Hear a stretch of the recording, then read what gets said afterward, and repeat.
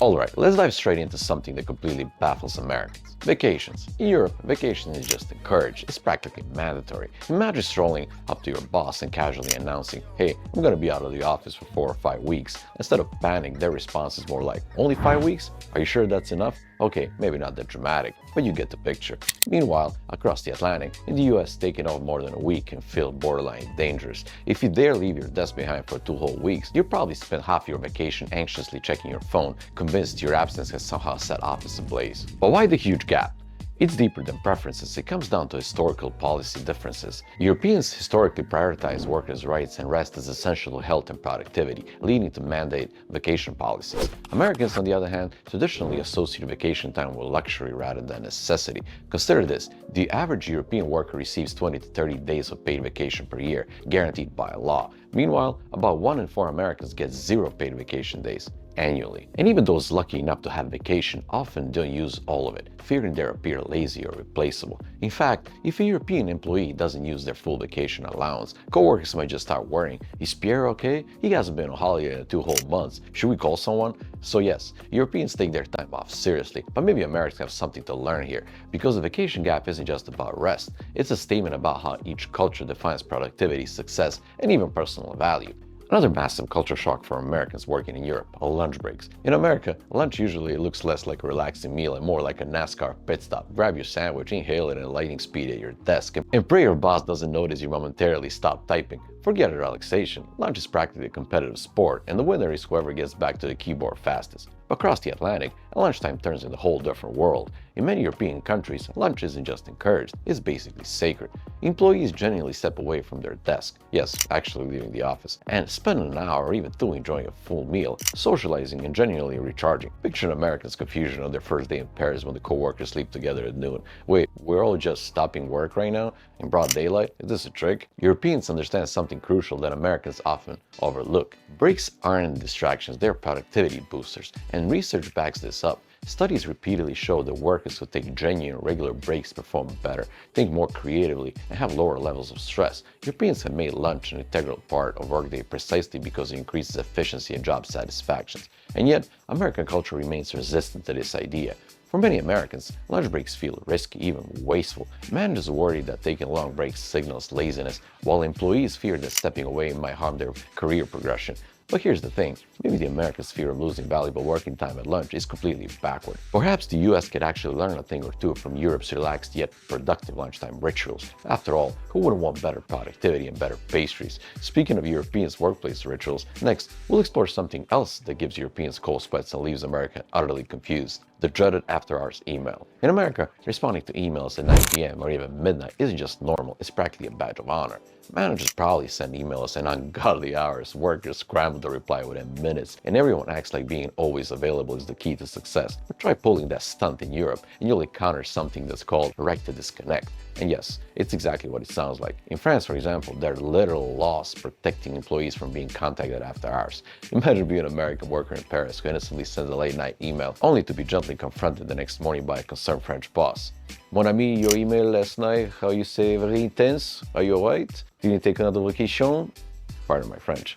Meanwhile, the American employee stands there completely baffled. Wait, did I just get reprimanded for working? But Europeans see after-hours emails not as a sign of dedication, but as a sign that something went wrong during your workday. If you can't complete your task within the regular hours, Europeans assume you either have too much work or terrible time management. Not that you're impressively committed. And research backs up Europeans' perspective. Constant availability actually leads to burnout, stress, and ultimately lower productivity. In fact, European countries that enforce the right to disconnect consistently rank among the highest in worker happiness and efficiency. Americans, on the other hand, often see after-hours communication as essential to career advancement. Disconnecting feels dangerous, even risky, because in American workplaces, being unavailable could mean you're less distracted or worse, replaceable. But here's the big question: is the US approach really making workers more productive or just pushing them closer to burnout? Speaking of productivity myths, next, we'll unravel a huge one: the belief that longer hours mean better results. Alright, time to tackle a big myth: the idea that working longer hours automatically means you're more productive. In America, bragging rights often go to whoever clocked the most hours at the office. Pulling 60-hour work weeks?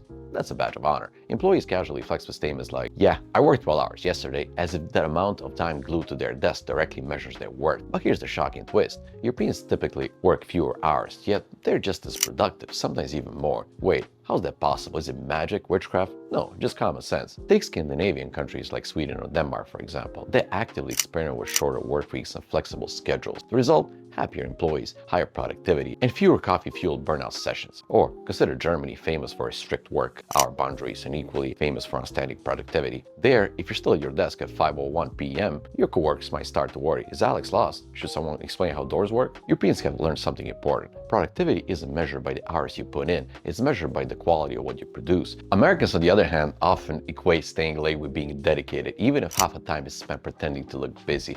Maybe, just maybe, Europeans have cracked the code. Real productivity comes from being rested and balanced, not exhausted and caffeinated. Speaking of balance, next we'll dive into something else Americans find baffling about Europe: job security and workers' rights. If there's one thing about European workplaces that completely bewilders Americans, it's the job security. In America, most employees work under something called at-will employment, which basically means your boss can fire you at any moment, for almost any reason. Missed deadlines? Fired. Company restructuring? Fired. Boss didn't like your tie this morning? Honestly, probably fired. Okay, maybe not the tie, but you get the idea. But take a flight over to Europe, and you'll find that firing someone is practically a full-time job itself. In countries like France or Germany, employers have to document performance issues meticulously, provide training opportunities, and navigate a maze of legal paperwork before they can even think about dismissing someone. But job security in Europe goes even deeper. Workers also benefit from generous maternity and paternity leave, expensive sick leave, and even paid sabbaticals. To an American, taking a year of paid paternal leave might sound just like hitting the jackpot, but to Europeans, it's just a standard policy. And here's the big idea behind all these protections. Europeans believe job security fosters loyalty, boosts morale, and ultimately makes workers more productive because employees feel safe investing their time, effort, and creativity into the company. Americans, meanwhile, tend to view job security as a luxury rather than a necessity, keeping workers constantly hustling out of fear they're easily replaceable. But does Europe's job security lead to complacency, or does it actually make their employees happier, healthier, and, dare we say, more productive in the long run? Speaking of happier employees, let's take a quick coffee break, literally, and uncover why Europeans treat coffee breaks almost as seriously as their jobs. Alright, grab your espresso, because we're diving into something Europeans treat almost as seriously as their jobs: coffee breaks. In America, coffee breaks resemble scenes from an action thriller. Grab your oversized Starbucks loaded with enough sugar to power a small town and sprint back to your desk before your boss realizes you're stopped typing. Coffee isn't a pause, it's a rocket fuel to survive the endless stream of meetings that could easily be emails. But across the Atlantic, coffee becomes an entirely different experience. Take Sweden, home to the wonderful tradition known as fika. What's fika, you ask? It's not just grabbing coffee, it's a deliberate scheduled break to sit down, chat with coworkers, eat pastries, and genuinely relax. And don't get me started on Italy, where espresso breaks are practically sacred rituals, observed multiple times throughout the workday. You gather with coworkers at the local cafe, passionately debating everything from football matches to the correct way to cook pasta carbonara. Europeans treat these coffee breaks not as distractions, but as a crucial team-building and creativity-boosting moments. Meanwhile, in America, spending 15 minutes away from your desk just to chat with colleagues might trigger alarm bells. Your manager might worry you're not busy enough, or even worse, that you're secretly enjoying yourself during work hours. The horror. Here's the bottom line. Europeans recognize that workplace happiness directly translates into better overall productivity. And maybe, just maybe, it's time Americans realize coffee breaks aren't about laziness, they're about building happier, more effective teams. If you ever experienced commuting in American city, you know it can feel less like a journey to work and more like gearing up for battle, armed not with swords and shields, but podcasts, endless coffee refills, and heroic amount of patience. In America, commuting usually means spending hours stuck in bumper-to-bumper traffic, wondering if today is the day you finally just quit your job. It's not uncommon to spend more than an hour each way every single day. Americans even bond over commute horror stories, as if surviving 2 daily hours in good luck makes them office warriors. But hop over to Europe, and commuting becomes shockingly enjoyable. Sure, Europeans still drive cars, but many casually bike through the scenic city streets. In cities like Amsterdam or Copenhagen,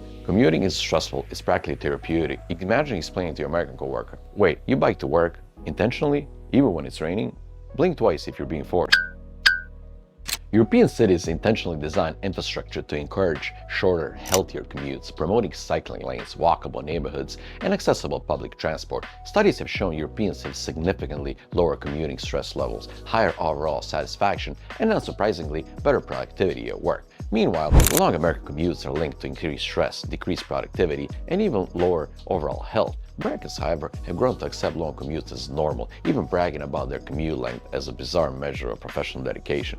Maybe it's time Americans ask themselves, could Europe's healthier commuting culture actually helps boost productivity, happiness, and overall quality of life? Alright, it's finally time to talk about the thing that's changed workplaces around the globe. Remote work.